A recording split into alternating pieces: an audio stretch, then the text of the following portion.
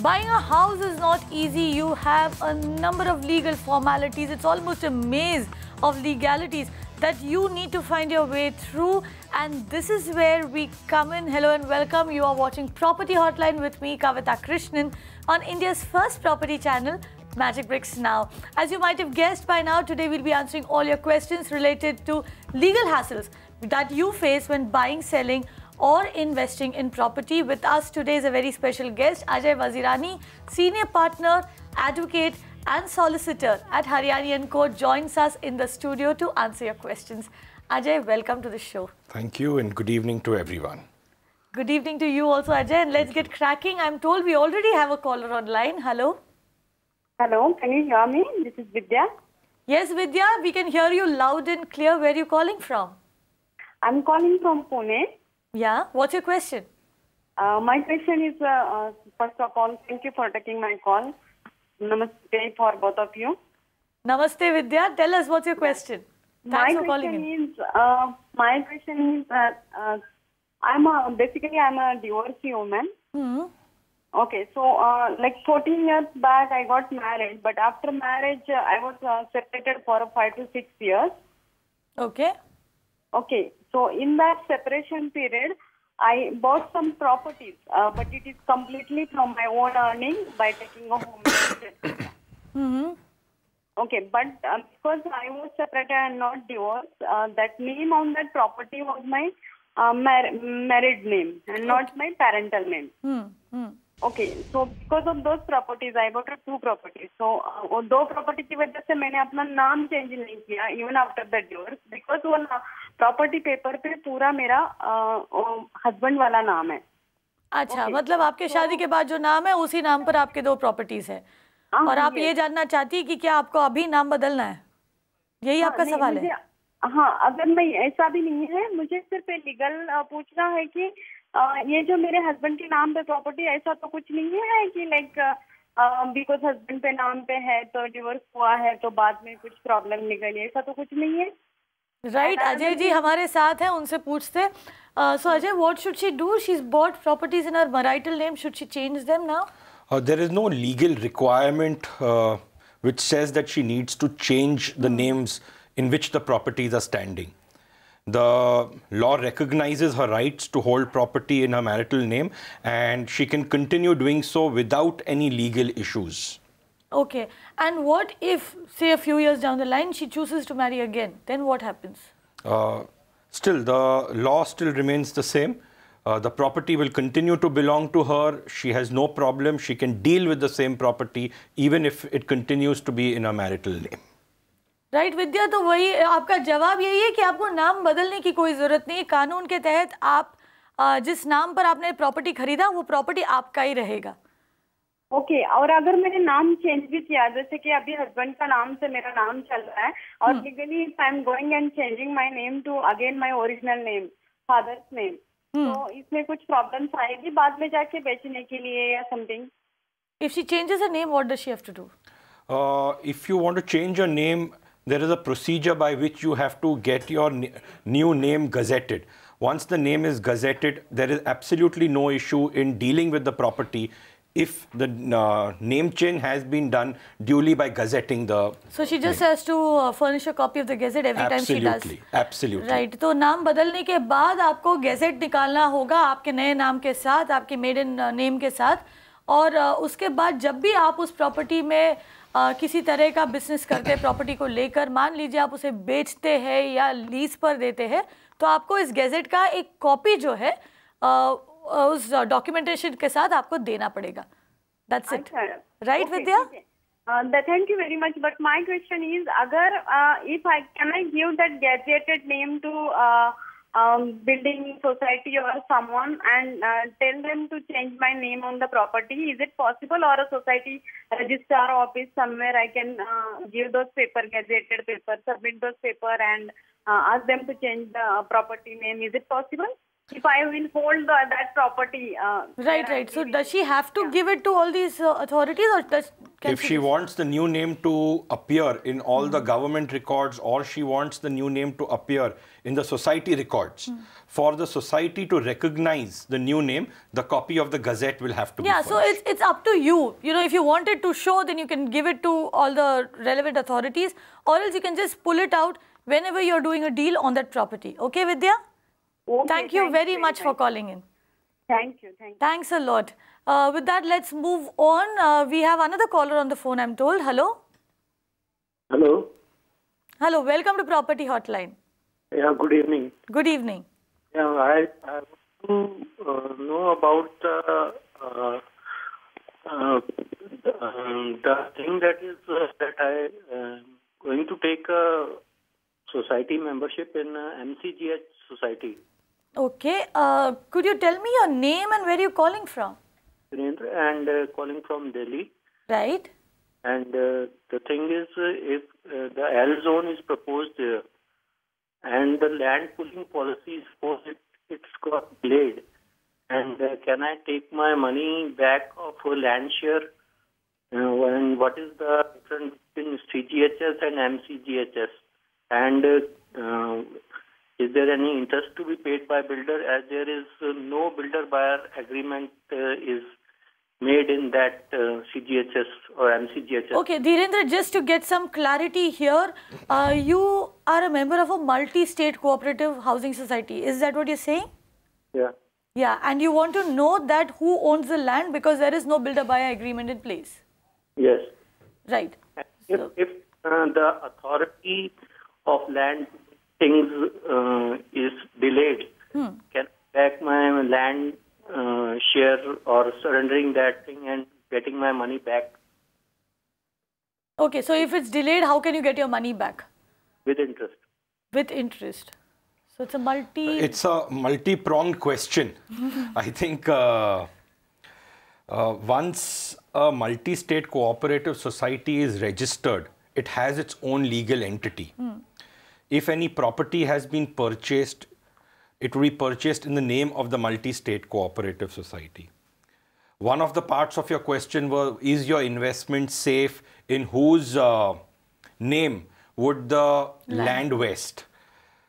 As I just said, if the multi-state cooperative society has been registered, then it would have its own legal entity and the property would vest and stand in the name of the society. As to whether if it stands in the name of the society is something that you would have to verify and check from the government records, etc. Whether the due process has been followed and registration has been completed. So he can RTI it, or he does he? So there is a procedure of search. You can go and take a search with the government records, and once you take a search, you will come to know as to who the... Because it's a multi-state housing cooperative society, the way he says. Yes. So where does he go? Which authority does he approach for that search? He can, under RTI, approach the multi-state cooperative society, or he can go to the revenue department also and take a search of the documents there to ascertain who the actual owner of the land is. And it follows that if there is some delay in construction, that the owner of that land is the person who pays him the compensation with interest, which is what you wanted to know? To understand, to be able to answer that question, because it is a very specific question and I would have to look at the documents that he has executed to be able to answer such a specific question. But in general, if you purchase a flat, then the promoter who would be defined under the Act would be the person who is responsible. But in this particular case, unless we don't look at the documents, it would be difficult to tell. Right. We need a little more detail. We actually need to look at the documents to answer that question of compensation. But however, the short answer to your question is that the owner of the land will be the cooperative housing society that you are a member of. And if you want to actually verify it, you can go and check those records, the government records on it. You will just have to go to the relevant authority, and you can RTI. You can actually use RTI to get hold of those records. Absolutely. Right? Yeah, okay. Yes, Dhiren? Yes. Okay. So, hope we've answered your question. Okay. Then I have checked from the concerned authority.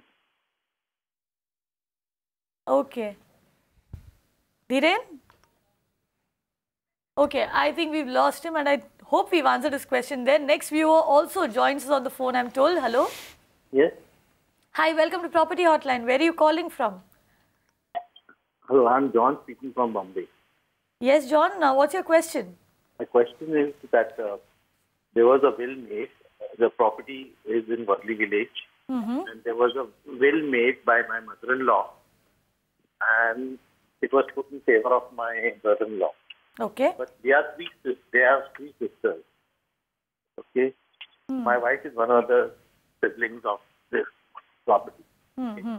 And now we want to know if that will stand or it doesn't stand, or if we can take any action. So there was a will that was made, right? Yeah, it was will. There was an understanding before making the will that my brother-in-law would divide the property among all the children. Okay. But he has failed to do that, and he has sold the property to some builder. But that was not written in the will? That is not written in the will. Okay, so what can they do? Does the will stand? Yeah. So we don't know if the will stands or what. Okay. The will made would be a final document. The question here would be, is the will probated? What I mean in lay terms... No, the will is not probated. Okay. So you can insist that no action be taken in relation to the property unless and until the will has been probated. Okay. And when the procedure for probate commences, you as in your wife, that is the sister, can raise an objection to the validity of the will. And then the court will take its decision, keeping in view all the prevalent laws at that point in time. Okay. John, I want you to hang on for some more time. Can we just clarify, break this down for the other viewers? Obviously, John has done quite a bit of his homework here. But what is probating a will?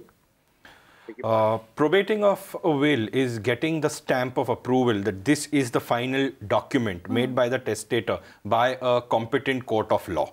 Okay. In very simple terms, that is what it is. So essentially, court saying that this is a final will and nothing else can stand in face of this. Absolutely. And all authorities are bound to act in accordance with the content of those wills. So who can initiate? Like, for instance, can John initiate the probate over here? Normally, an executor would be named under the will.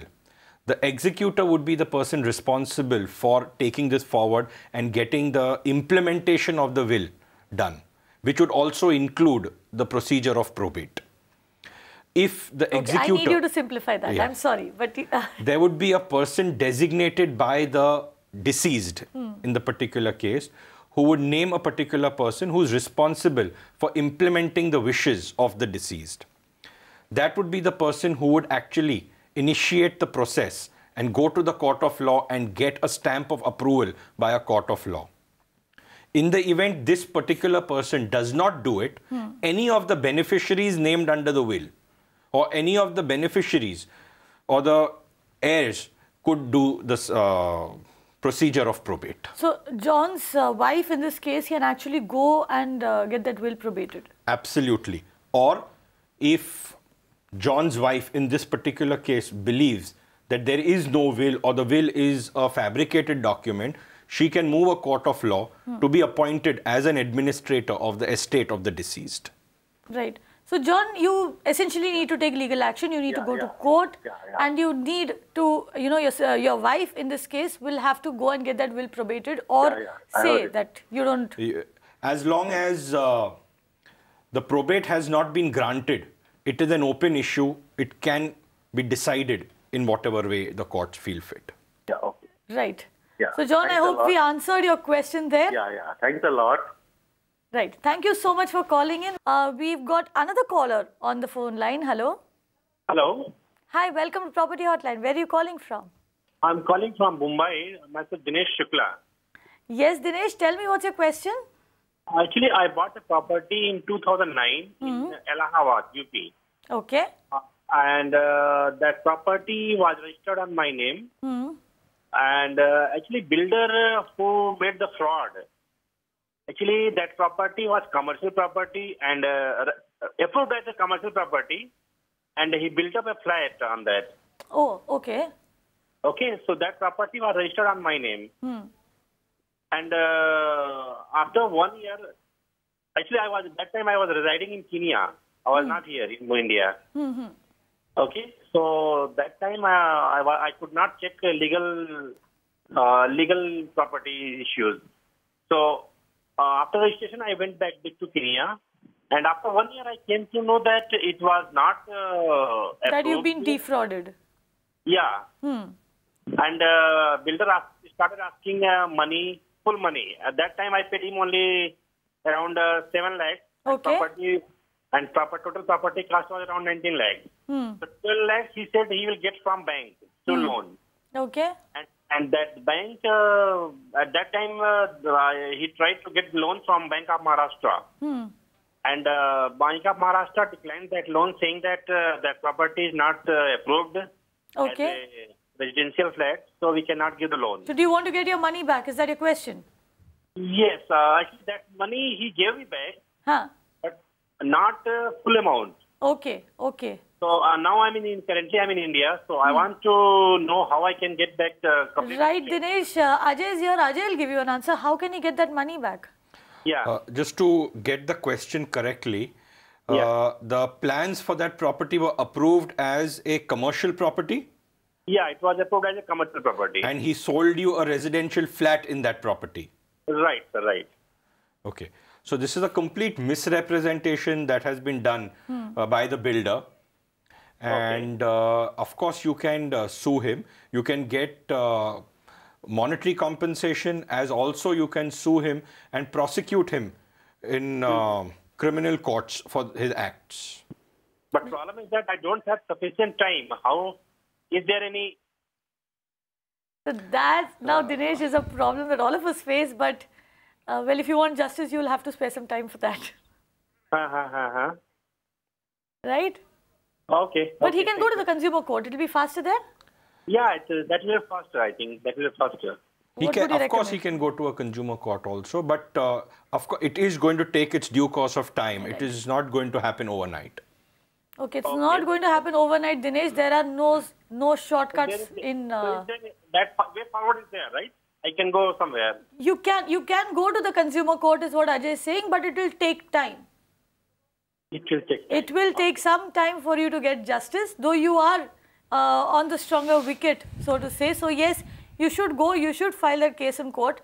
And if you go to the consumer court, it will probably speed up a little, but it will take some time, right? Okay. Okay, thank you so much for calling us.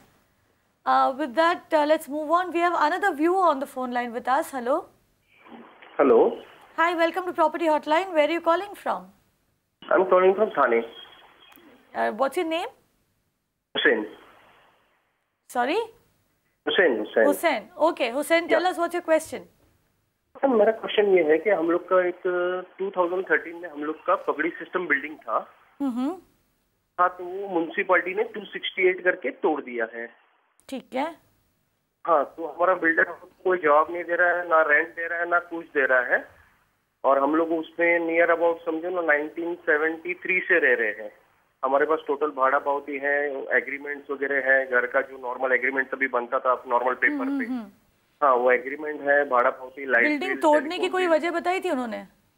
नहीं, कुछ नहीं। वो बोले जूनी building हो गई है, कुछ 1967 की समथिंग थी।